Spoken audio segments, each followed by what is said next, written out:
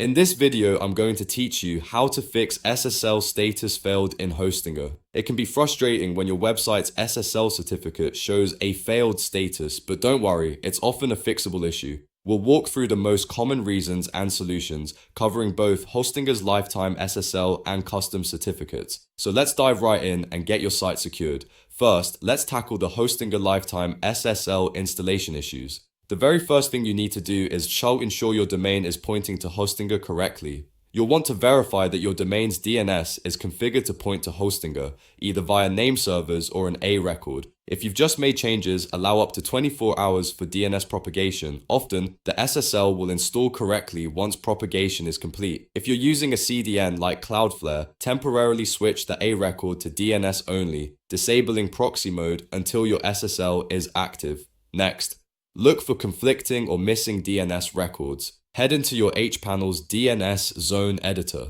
Sometimes unnecessary ACA records, which are for IPv6, can cause conflicts if your domain only needs A records for IPv4. It's a good idea to back them up, then delete them and wait for propagation. Also, check your CAA records to make sure they allow Hostinger or your SSL issuer to issue certificates for your domain. Once you're certain your DNS is correctly configured and has propagated, the next step is often a simple reinstallation of the SSL certificate. Go to your hPanel, navigate to the security section, then click on SSL. Find your domain, click the three dot menu next to it, and select Reinstall.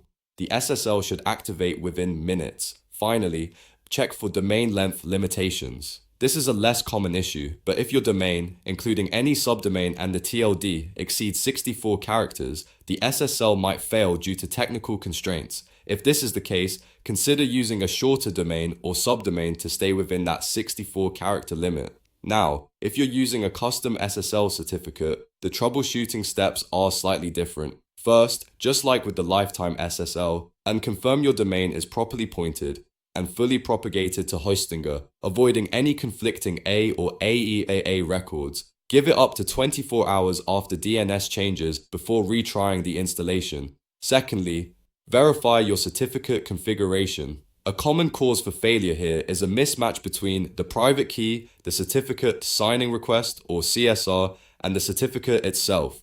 Ensure all three parts are valid and correctly matched. You might need to regenerate the CSR if there's any doubt. Lastly, check for hosting compatibility. Some wildcard or multi-domain certificates might only be supported on specific plans, like VPS hosting, and not on shared hosting plans. Confirm that your hosting plan supports the type of custom certificate you're trying to install. By following these steps, you should be able to resolve most SSL status failed errors in Hostinger. If this video helped you out, please give it a like, leave a comment if you have any questions, and don't forget to subscribe for more helpful tutorials like this one. Hit that notification bell so you never miss an upload.